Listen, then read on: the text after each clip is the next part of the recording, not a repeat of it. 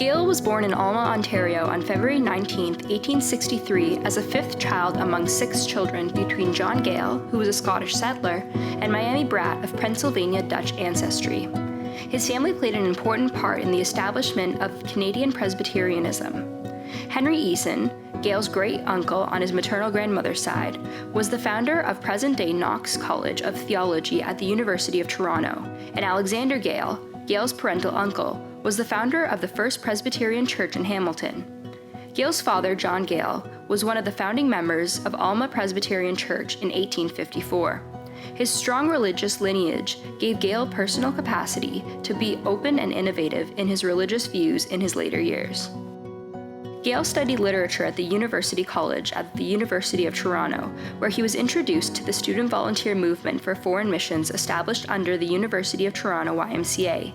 In 1887, he read an article by Jonathan Goforth, Knox College's former missionary to China, where he wrote, "Korea, the last land open to the gospel, calls loudly for help. 15 million souls wait the messengers of the Lord."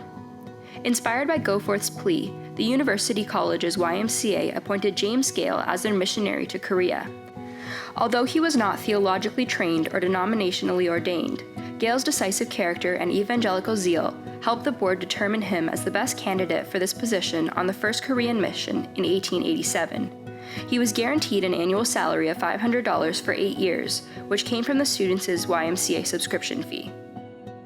Gale left Toronto for Vancouver by train on October 25, 1888, sailed for Korea on November 13th, and arrived in Busan on December 12th, and finally arrived in Seoul on December 16th, 53 days after he left Toronto. Gale's first impressions of Korea were that they dressed in white. They were taller than Japanese and fine-looking, and they all smoked, every man carrying a pipe. Gale left Seoul only 3 months later, as he felt he could not learn the Korean language and culture by living among other foreigners in Seoul.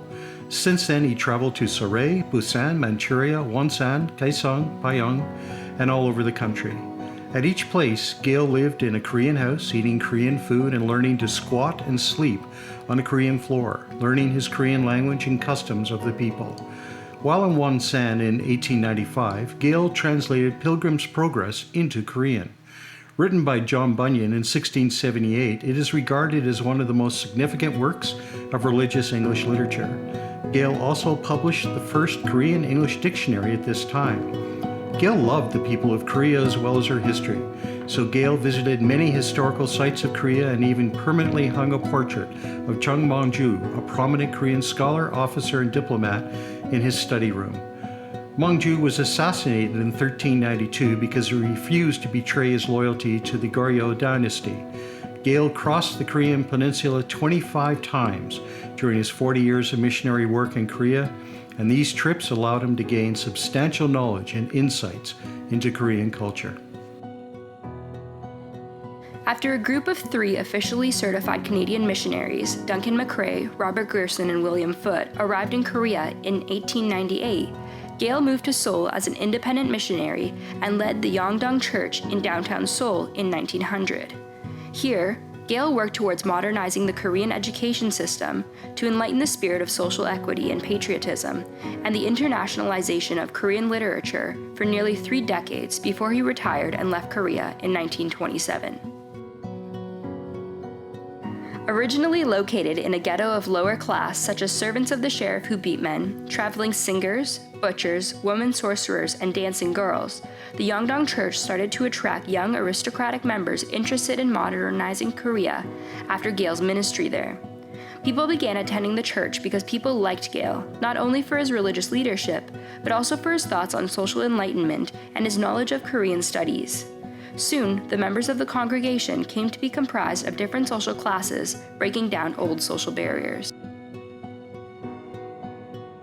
In 1915, Gale brought in Im Kong-jin, a folk musician and social outsider, as an elder of the church despite all of opposition from the aristocratic members of the church, and through Im, Gale introduced Korean traditional musical instruments of strings, drums, and gongs into his services.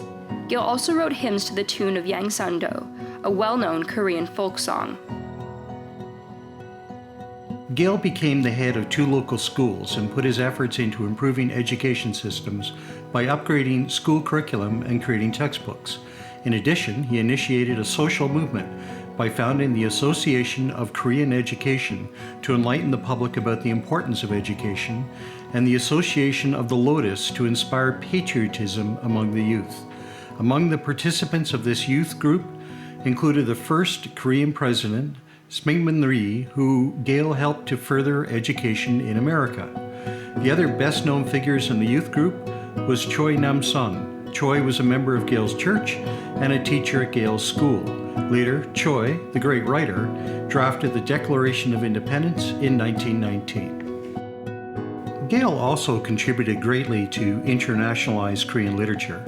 Gale translated various works into Korean, including Western thought and nationalism, to young Korean writers, including the Bible, and these efforts affected the development of modern Korean literature. Gale also translated Korean works into English to introduce Korean literature to the world.